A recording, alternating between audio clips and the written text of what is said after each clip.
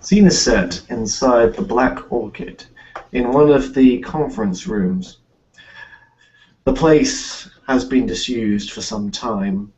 The bar chains, gathering dust. But the upper floors and the living quarters, as well as the conference rooms, are immaculately clean. It seems that the ghouls under the Orchid Dynasty have been programmed for automatic and have been quite easy to readjust to their tasks. Sitting at the head of the table, looking over the itinerary of today's meeting, is John Stanhope, Primogen of Ventrue, as he waits for his clanmates to enter.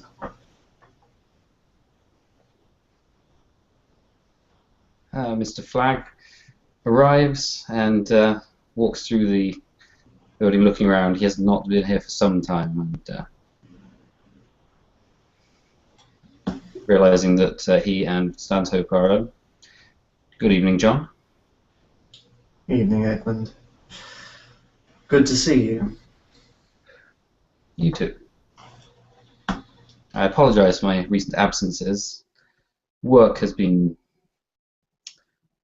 well, you know. We are all very busy, Edmund. I do not fault you for being productive. But it is about time that we stopped just being productive. Get out of this routine and do something. So you don't want the shipping manifests of everything that's gone in and out on the rails? He sighs. Please. And Flagg reaches into his coat and pulls out a sheet of papers and hands them to Stanhope. Is there anything particular that should be highlighted? No, business as usual. Good, at least the Giovanni aren't trying to pull a fast one on us. Oh, I'm sure they are, just not through the rails.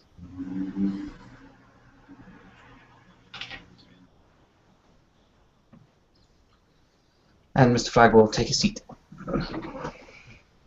Pulling up to the Black Orchid is, in unusual style, is a fairly expensive car, BMW, and out steps Alexander Crown in his usual black and white pressed suit and black tie. He parks and he walks into the Black Orchid, remembering the times once spent, the masquerades, the parties, and he sighs and runs his finger along a counter where he notices the dust. He makes his way to the meeting room and enters, notices Flagg and notices Stanhope, and he nods to Stanhope first and gives a small smile and a nod to Mr. Flagg. Interesting, Mr. Crown. Please take a seat. Crown will take a seat middle of the table. How was your evening? Progressing well. Excellent. Matilda Weir comes in on time, her old middle-class sedan behind Mr. Crown's nicer vehicle, and doesn't waste any time getting to the conference room. Bowing deeply and respectfully to everyone else in the room, coming from a ghoul.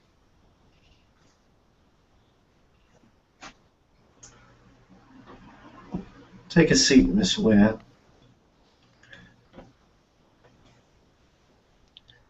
She sits down, looking at John.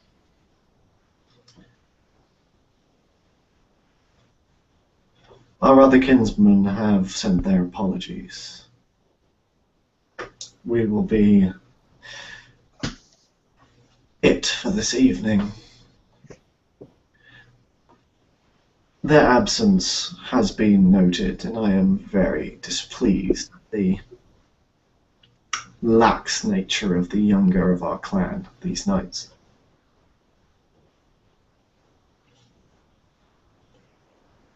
Would any of you object or have any excuses for the absent members? Or shall I punish them as I see fit? Well, that would be all right, Mr. Santo. Crown just nods. Twice now we do not have our harpy present. This upsets me. As former keeper of Elysium, the harpy is our lifeblood towards the kindred of the city and the goings-on at Elysium and court. If he cannot be bothered to keep us informed, then he will lose the title. Does anyone have any suggestions for a new harpy?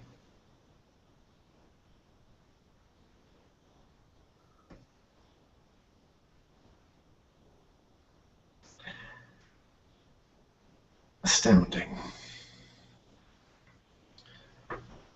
First order of business. Miss Weir,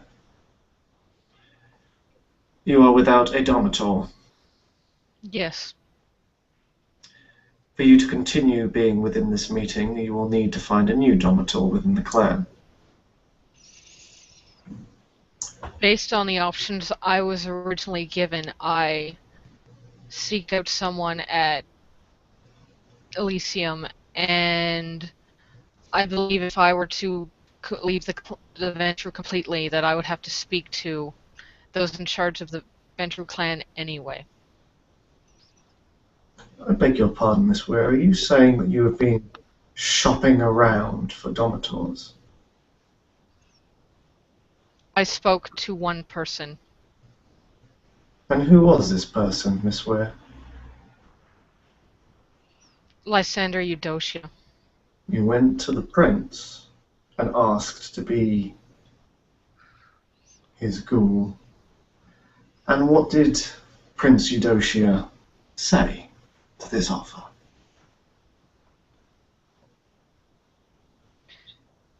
He accepted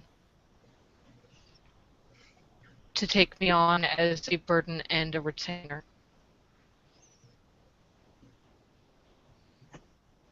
I came here because I believe that you would want to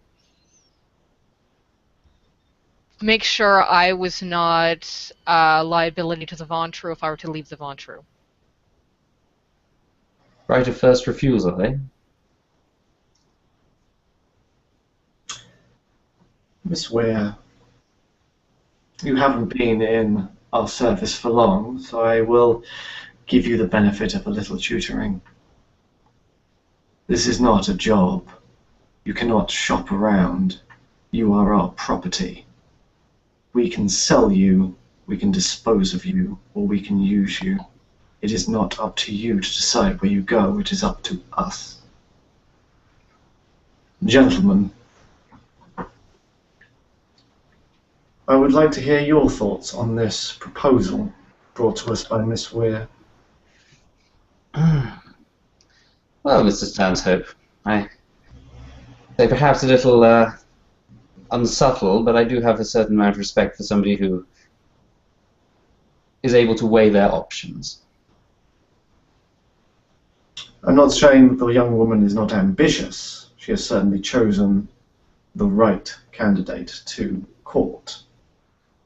But we need to discuss what we will do in Miss Weir and whether we will consider this a snub to our honour or an opportunity. Crown will stiffen and my Primogen, if I may make a suggestion. Certainly. Although the way she went about finding a new Domitor, of course by herself, I do not approve of. I do, however, approve of the candidate that she has found. It can put us into a very good spot financially and place with the newly elected prince. But, however, I do feel that we should talk more about this business with Prince Eudocia before any rash action is taken.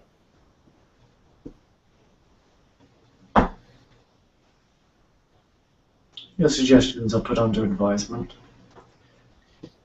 In the meantime, during this transaction, she will still need a domator in which to withhold the negotiation and the sale of Miss Weir's service. Is there anyone at this table who wishes to take that responsibility? Sadly, Mr. Stanhope, I am unable to. My current obligations prohibit me. Mr. Crown. Crown will turn his gaze to Miss Weir, and he will stare at her intensely, but softly. It's Matilda, slightly... saying nothing, stares back at him without being rude, just looking him in the eye. She has much to learn.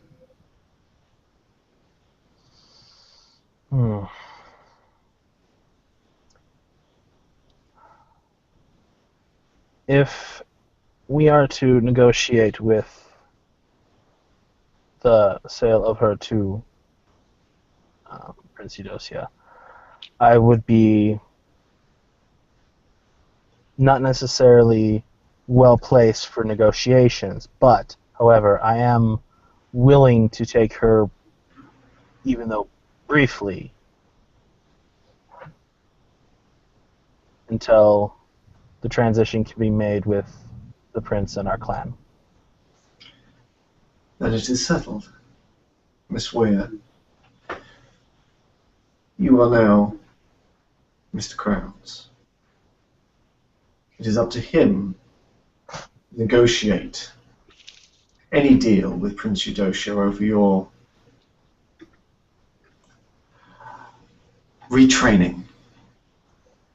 I would be happy to speak to the Prince regarding this matter. Miss Weir is not unknown to me, though we have not met before, Miss Weir. You were targeted by a Mr. Duskman, a member of our organization, some time ago. And he had quite the interest in you. Collected quite a bit of information, and certainly had less than pleasant designs upon you. But what did shine through is that your resourcefulness and your ability to make connections. I would be more than happy to explain these virtues to our prince during the course of the negotiations. Thank you, Mr. Flagg.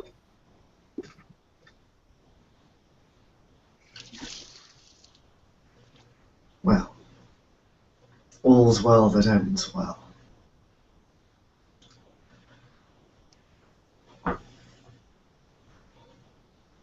Is there any other business you wish to bring to the table, gentlemen?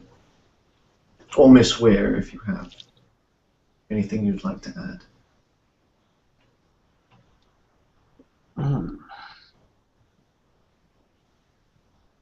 Actually, I have a little thing. I am curious to know if anybody has heard any stirrings from the Anarchs recently. I've had a little extra graffiti around my domain that I'm keen to deal with. And given previous occurrences, I thought I must at least check in with them about it. As far as I'm aware, the Anarchs are still reeling from their failed rock concert in which Mr. Deep lost his life. Hardly a failure, then. Well, with the arrival of a Sabbat creature that tore the man in half before the sheriff could bring it down, huge masquerade breach throughout the city, I'd call it a failure, Mr. Flagg. Ah, but you forget. You have to look at it from their point of view. What you're suggesting is that one of the most powerful, rich, and stalwart members of the Camarilla was killed at one of their events. I would consider that quite a coup, were I of their persuasion. Are we sure it was the Sabbat? All reports indicate that it was. Perhaps they got lucky then. Yes, perhaps. I assume they did not claim responsibility for the actions? No. The word on the network, as well as directly from various sources, say that the creature attacked the rock concert and, well, caused quite a ruffle before it was finally brought down by the Anarchs and many Camarilla kindred who were in attendance. Yes, we never had anything like that when Get Glenmiller was playing. Still, sounds like they're probably not spraying tags around my domain then. No. But that does bring me to a point, Mr. Flagg. We need to stretch out towards the Anarchs. Have you visited your new arms manufacturing company? Well, I've perused the paperwork, ensured things are running smoothly, but I've had no special interest as yet. As you know, I was already in the weapons business. Which is why I made sure that you received that particular business to help you thrive I assumed it. rather than overworld.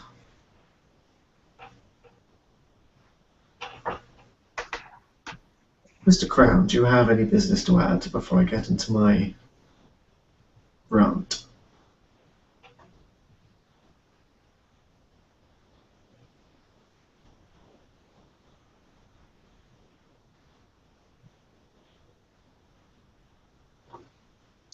Apologies.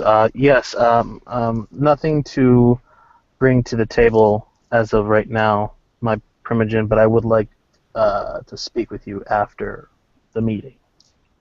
Certainly. John stands and leans on his cane. He starts to look around. Tell me, gentlemen, lady, the new order of Prince Eudocia, has anyone been approached to help with this new world order?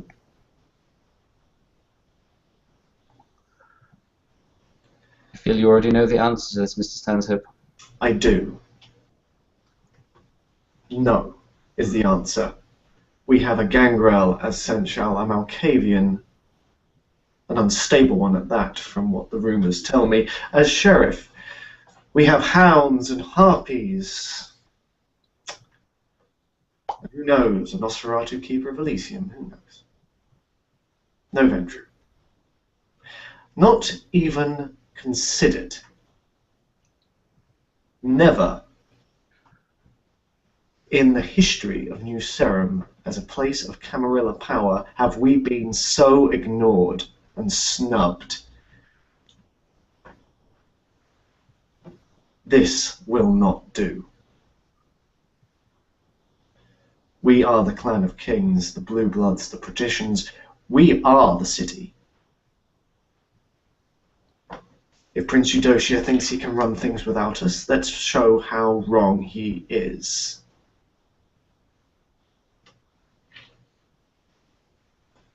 I want names on the table. People we don't like, that to shake things up. I want the Giovanni and the Independents to rally. I want the Anarchs to cause trouble. I want the clans to snap at each other because no one is leading this helm with any safety.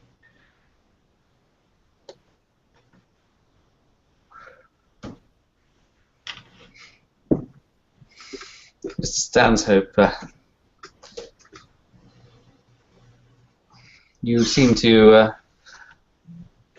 be suggesting that we enhance the lack of stability that we would otherwise traditionally be enforcing. That is exactly what I am saying, Mr. Flagg. We have a vast amount of power and influence. It is time for us to use it. It is time for us to shake off our traditional role, so that we may prove to everybody exactly why you want to keep the Ventrue happy. Sell guns to the Anarchs. They'll cause trouble soon enough. I want to start focusing my ire and influence against the Giovanni. For too long they have taken things from us. And with you and Dunson beautifully absent, it is time to shake that independent, smug smile off his face. While it galls me slightly, the concept of selling weapons to the Anarchs, I shall do as you wish. Am I to assume that you have a particular piece of Giovanni property in mind? The prison would suffice. Somehow I thought you might suggest that, Mr. Stanton. There are plenty of Giovanni properties to go round. Their smuggling business in the docks could certainly be usurped by your own and Mr. Fitzpatrick's companies. The prison is on a hair's breadth. I have been there very recently. It's a training ground for crooks and mobsters. They are treated like royalty. You just need a guard to spread such a rumor to the newspapers. And who is currently securing that prison? Why, Dragonstone Correctional Facility would be an obvious answer for Dragonstone Securities. Mr. Dunson isn't a fool, but he owns too much. He has extended too far. He cannot micromanage everything, so we will take it from him.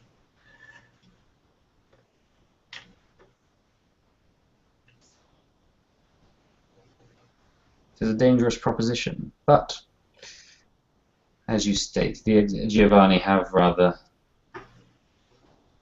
taken more than their fair share. Precisely. Any particular targets you gentlemen wish to add to this? Anything you particularly want? Oh no, and as in this, as in all things, I am merely a servant. I am not one to own many things, Mr. Stanhope. John takes his cane, and you can see that he grips it and white knuckles, and he slams it on the table. Cowards! Lack of ambition! This is not the Ventrue clan. You may be happy with your small little crumb of the city, but I am not. I remember when we sat round this table as the powerhouses of New Serum. And what do I have left when I finally retrieve primogenship? Complacency! Apathy! I will not have it!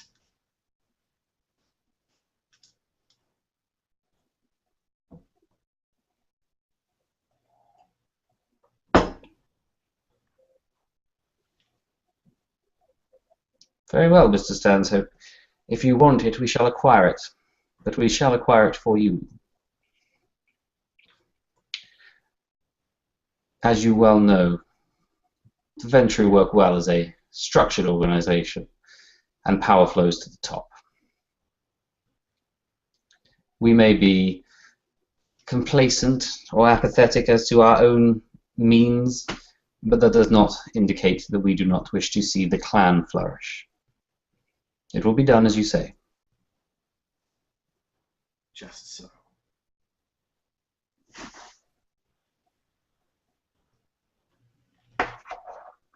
Mr. Flagg, Miss Weir, leave us.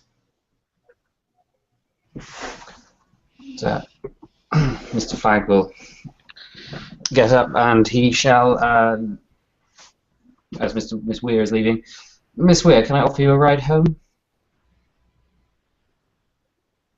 I came in my own car, but thank you. No, I'm aware of that. Let me try again. Let me give you a ride home. Fine. Thank you. Miss Weir, I would like you to stop by my Haven and Ventrue Tower tomorrow night, that we may discuss. Yes. Okay. Well, if there's nothing further, then Flag will leave with Matilda. And if I would actually kind of like to do a separate scene, if you don't mind. Then we'll just quit this and you can start a new hangout? Sounds like a plan. All right. All right. Good night, gentlemen.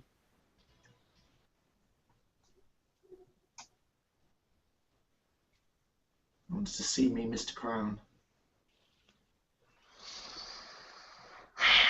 Yes, I did. You're looking rough, John. I did not want to speak in front of the others. I did not want to step out of place. I am fed up of seeing our clan's great name slip through our fingers because of the foolishness of others. If I have to bark orders at them, then I will. The time for us sitting on our laurels is over. It is time for us to make a difference, and I will make them regret ignoring the Ventrue.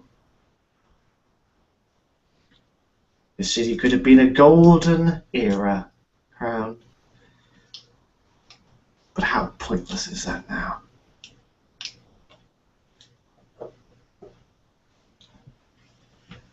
What do you want? To put my name in for Harvey.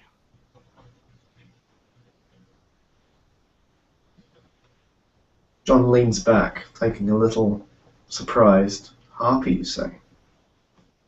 Harvey, and I don't care. I'm tired of sitting around and doing nothing. I've spent the last month in my haven looking over the city and seeing it decay, as you say. I'm tired. I'm tired of doing nothing. Williams, Orchid, Wolf, nothing.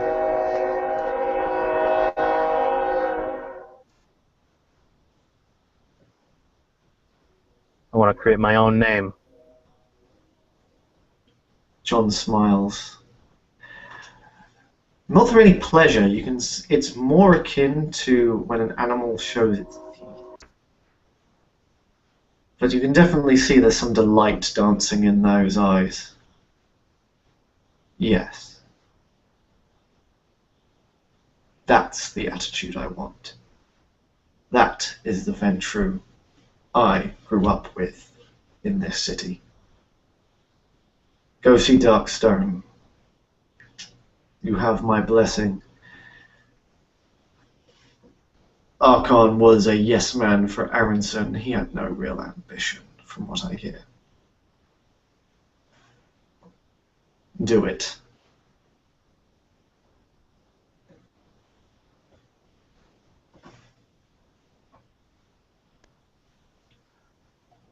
Crown will stand.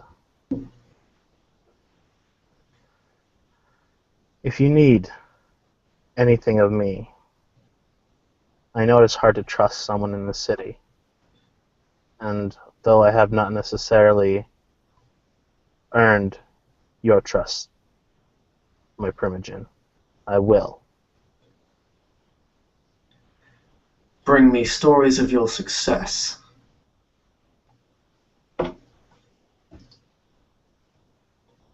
And I will come to rely on you more, Crown. In the meantime, it is time for us to shake things up and make a name for ourselves, as you said. There is plenty to do in this city. Sabbat to track down, independence to crush. We will succeed or we will fall. but the Ventrue are not good at failing. So success is the only option.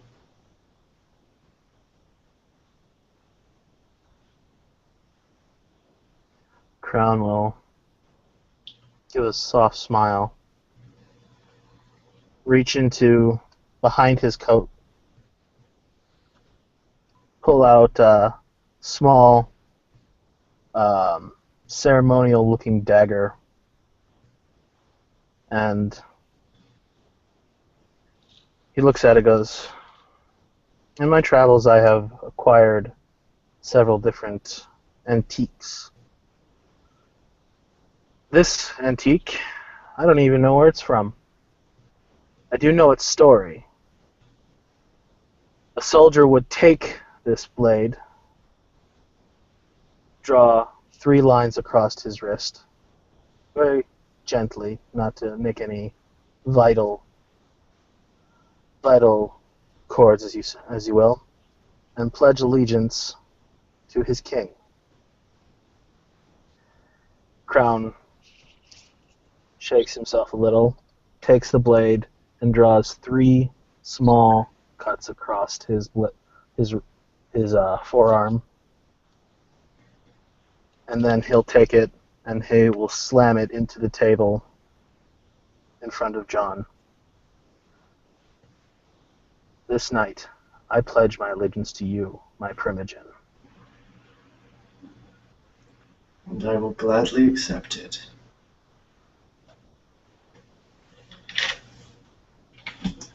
My knight.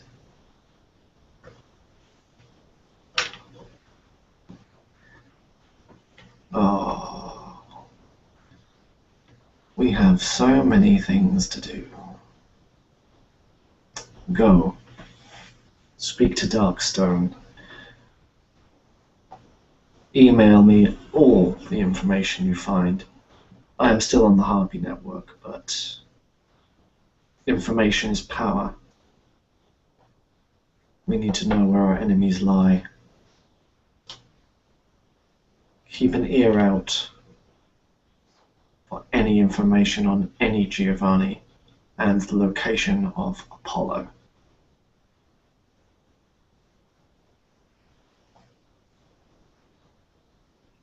Crown will spend the blood and heal his minor wounds and put his jacket back on and button his coat. "It'll be done, my primogen." And he'll give a very noble and deep bow. And he will back out of the room, not turning his back towards the primogen until he is out of the door. And he will close the door behind him and leave.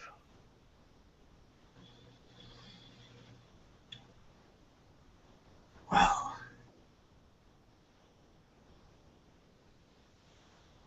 that went as good as can be expected. And see.